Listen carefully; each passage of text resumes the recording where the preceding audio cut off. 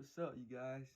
I'm Thad, and today I'm going to be talking to you about why I think you should get in control of your finances. Now, why wouldn't you want to get in control of your finances? Everyone should be tuned into this video because I don't know about you, but I want to drive the dream car of my life. I want to own the dream house.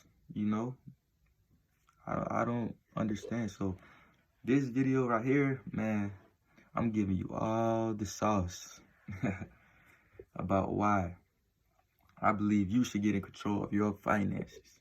Now, I created 7 steps that I believe is a great guideline to actually build that financial freedom, in order to afford those things that you desire in life. And the first step is set life goals, meaning figure out what your passions are in life.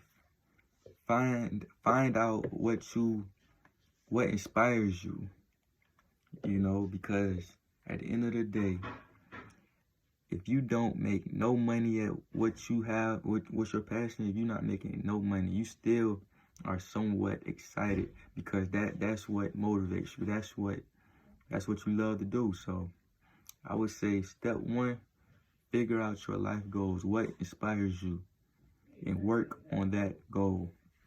Step 2, I would say, is get on the budget, meaning figure out what your expenses are, figure out what your income is. Now, that's very important because you don't want to just be out here like a chicken with his head cut off.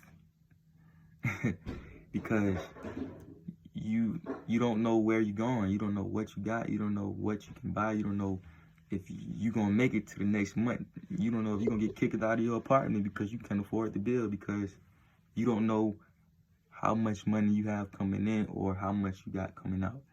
So get a piece of paper and a pencil, and it takes not even 2 minutes to calculate that, And you got to remember small things like gas, because people don't think about that. Gas, food, small things like that you have to add too. So make a budget.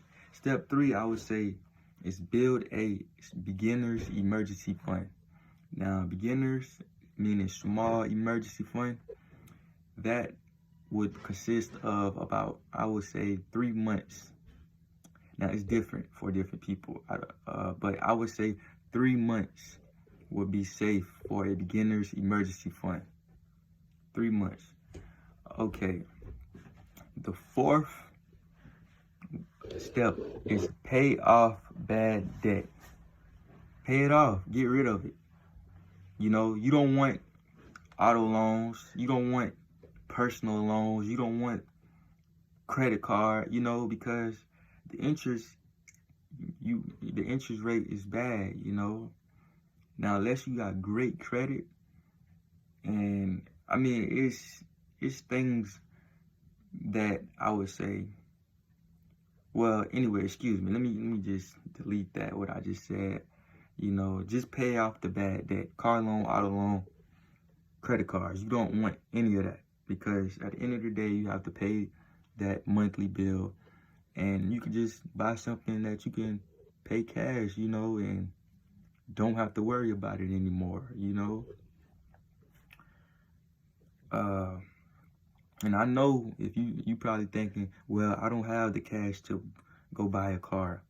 Well, sometimes I know you have to go get a loan and to afford that car, But the point of the step is just pay off the bad debt. After you build a small emergency fund, pay off the bad debt, because you don't want that in your ear worrying about that bill every month.